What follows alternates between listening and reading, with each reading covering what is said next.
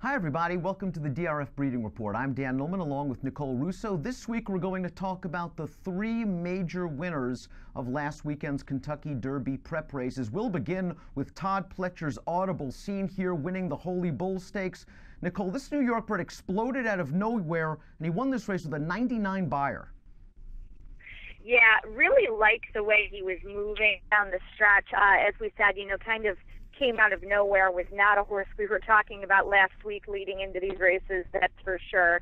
I'll be very curious to see if he can duplicate a performance like that next time out, and if he can duplicate a performance like that away from Gulfstream, which of course we won't know until Kentucky Derby time itself.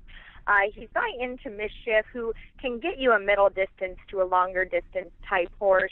Of course, he had the very good 3-year-old last year, Practical Joke, Grade 1 winner, probably better around one turn, but just a gutty horse, could stretch out his speed to compete well in some longer distance races.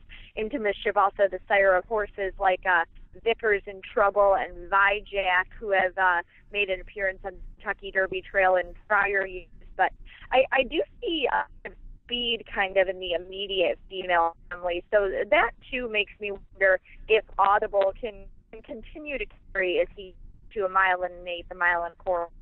I agree. I look at this pedigree. I do see a lot of middle distance to sprinty influences. His fourth dam, Classy Cathy, was a really good longer distance horse. 3-time Grade 1 winner, won the Alabama. But you're right. I think of Into Mischief. I think of horses like Practical Joke. I think of horses like Golden Sense. I think of middle distance types. This Audible, though, a New York bred that sold for $175,000 as a yearling before going for $500,000 last year at March Fasig-Tipton. Florida Derby next, March 31st. We know Pletcher's horses thrive at Gulfstream Park. We'll see if Audible can duplicate that performance at longer distances. One horse that I don't think will have any problem with the 1 1/4 miles of the Kentucky Derby if he gets there is Avery Island. We're going to take a look at Avery Island's seasonal debut. No sweat, going a demanding 1 1/8 miles off of a 2-month layoff.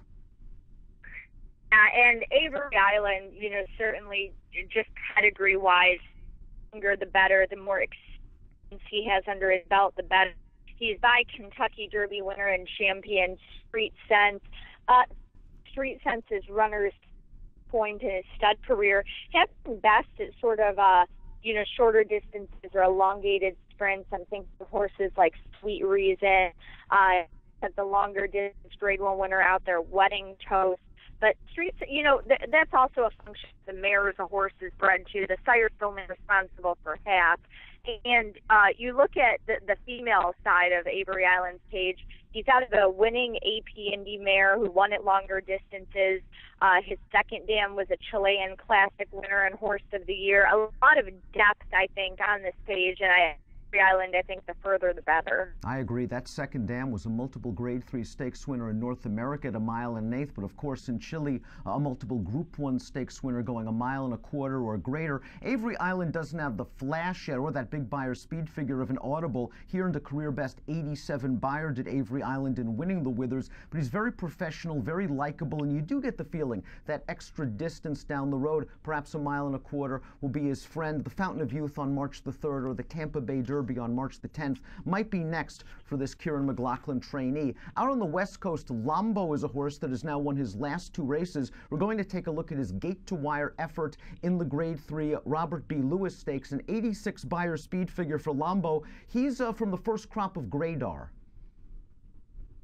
Yeah, first Grade Stakes winner for Gradar, out of Unbridled Song, who won the Don Handicap, won the Kelso, and Gradar is from this unbridled line that is having such a moment right now, particularly in longer distance, classic distance type races.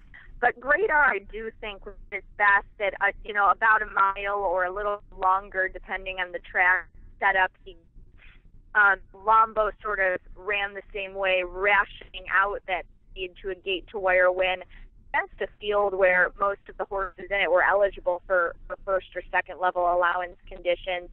On the female side, Berg, the dam of Lombo, was a stakes winner at 1 mile on the turf, Grade 2 placed at 1 mile on the turf.